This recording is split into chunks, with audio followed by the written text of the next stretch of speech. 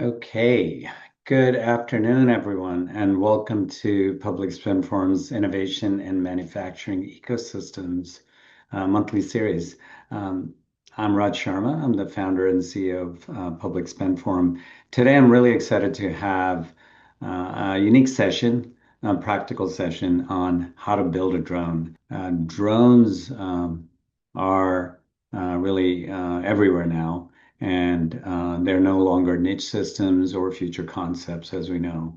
There are central to everything from public safety infrastructure, logistics, and of course, defense.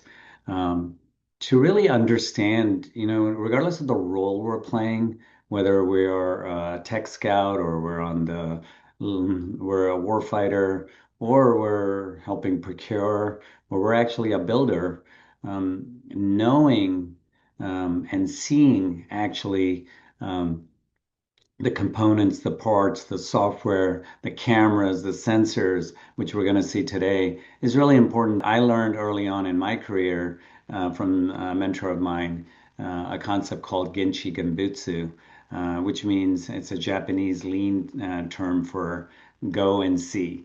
And that's the best way to learn. I'm a mechanical engineer, undergraduate degree. I've been in the drone industry since around 2012, when I worked on my first drone. As a student, I built my College of Engineering's first working quad rotor drone for my senior design project, and that's when the drone bug bit me, and I've been in the industry ever since. Right now, we work on drone network systems, both in public safety and commercial.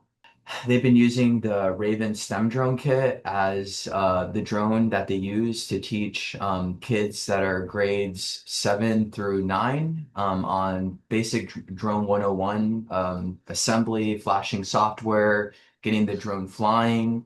Um, we have had kids as young as 10 years old put this drone together.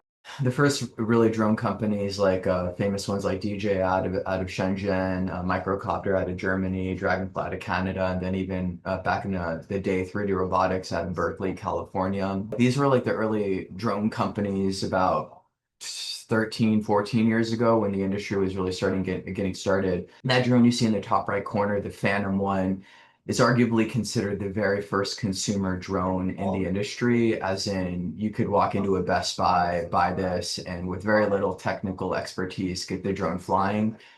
Think of it kind of like left brain, right brain. Like the left brain flight controller isn't making sure that the drone is healthy, it's flying properly and everything, and the right brain is more of that advanced autonomy applications, if you will. On the drone kit that we're working on today, we're working with an ESP8266. So in a sense, this plugs into the drone flight controller and it creates a Wi-Fi hotspot. You can directly connect to the drone and have a data link using something like this. Most of them are using a cell phone modem. So that gets either sent to, like, a T-Mobile tower or Starlink or whatever, but usually it's on mobile. How a lot of the drones that are doing beyond visual line of sight operations, it's usually done through cellular. The drone will usually have a camera, which is the more important payload, what you use to get your data. So you'll have visual, visible like light or thermal or infrared. The one on the left is the one that we use on our current drone. It's called a Starling. That camera is fully NDAA compliant. The one on the right is made by a Chinese company called SIYI, but it is not NDAA compliant, so you wouldn't be able to use it for applications with the military, for example. Nearly all drones are using a brushless direct current motor, or they just call them brushless motors. In-runners and outrunners. All of these motors are controlled um, through something called an electronic speed controller, basically converting the DC power into the three-phase power that you need to spin the motor. And that is all basically controlled by a signal wire that the flight controller is sending to the motor, telling it how fast to spin. You can use both, or like either lithium ion or lithium polymer on drone frames. Usually lithium ion have a little bit more higher energy density than a lithium polymer, but lithium polymer can give you more power. If any one of these cells, the voltage gets too far away from the other ones increases internal resistance in the battery. More heat gets generated, it can lead to a battery fire. So usually it's kind of important to have a battery management system on a drone. In a sense, you have the battery. The battery will have something like a power module. Power module brings the voltage down so it can be powering your flight controller. And then you'll have the power that's flowing to some form of distribution board to the motors.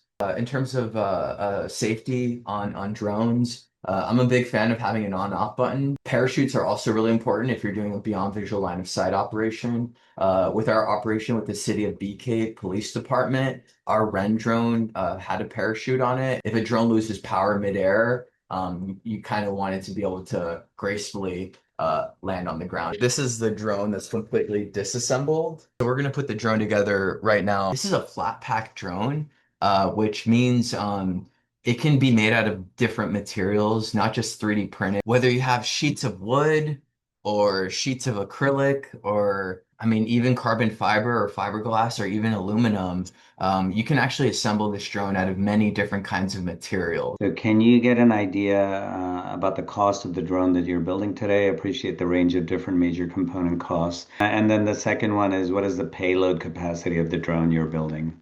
So right now, the cost, like if you were to buy, and mind you, we're buying everything off of like mostly Amazon. The bill of materials is about $450 for everything. The biggest cost is the drone flight computer, and the GPS. That comes out to like about $185. About half the cost of the drone is the flight computer. The battery's $25. The four motors are $40. The Wi-Fi card is $10. The power distribution board is $10. The radio is $60. And like when you add all 10 things together, that's kind of like how it gets to that $450 just a bill of materials.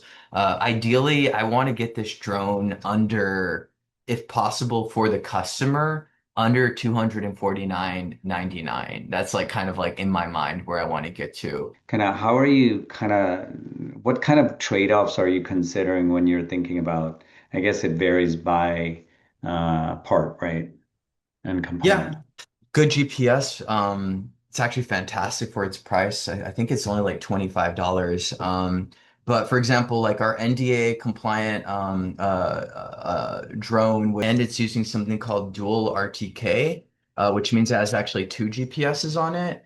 Um, each one of those GPSs costs about $650. Mind you, I just said this one right here that we're using on this drone is like 25 bucks. The American supply chain still just hasn't caught up with the pricing that China has to offer because they've been selling components for like more than a decade. So they really have that figured out. I do know that there are manufacturers that are working on solving that problem, like for sure. It's happening right now before our eyes. The question is, when are they going to get to that pricing and volume that we're used to seeing out of China? We're calling it designing to the supply chain as opposed to designing to a concept or kind of a, requirements, right? I would almost say that like the best drone designs are the ones that were not designed for a specific component in mind. Um, they were designed to be incredibly modular and flexible. Like flexibility on the design front, like it's especially in something as sensitive as drones, like it's everything. You never know what might happen in the geopolitics of the world. Like, I mean, we saw what happened during the pandemic, where Mr. Ford couldn't finish building F-150 Lightnings because there were missing chips that were coming out of Taiwan, Shenzhen, or whatnot. And and yeah, when that side of their supply chain failed, they literally had hundreds of these trucks that were nearly 90% done, but they weren't done because they're missing chips, just sitting in a parking lot. So right now I'm just putting the battery in the drone, and then we're ready to go out to the field. Just turn the drone on. The drone generates its own hotspot. I just click to Raven drone. So basically, floating the parameters of that drone right there. And we're doing the compass cal. The reason we're doing the compass calibration outside is the magnetic fields inside of a building sometimes are a little different than outside in the environment. But you can see there isn't really a cable connected to the drone because right now we're connected directly to its hotspot. So we're able to see all of the telemetry from Q ground control as we're going through the calibration right here. Okay, guys, we're T minus ready for takeoff.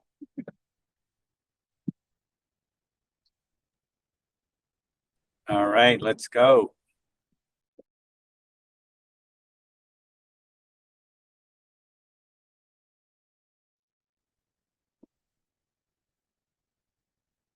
How far is the distance on this?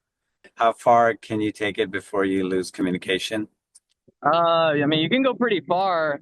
I, Yeah. uh, I mean, I've gone as far as like line of sight till it's a little dot in the air because it's a 2.4 gigahertz radio. It can do about a mile, but the drone you won't be able to see it that far away.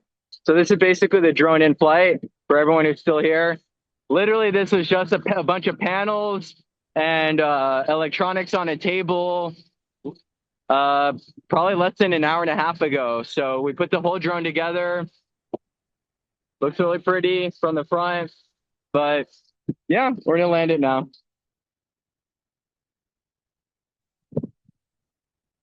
Woohoo! This is awesome. Great, Roger. Thank you so much.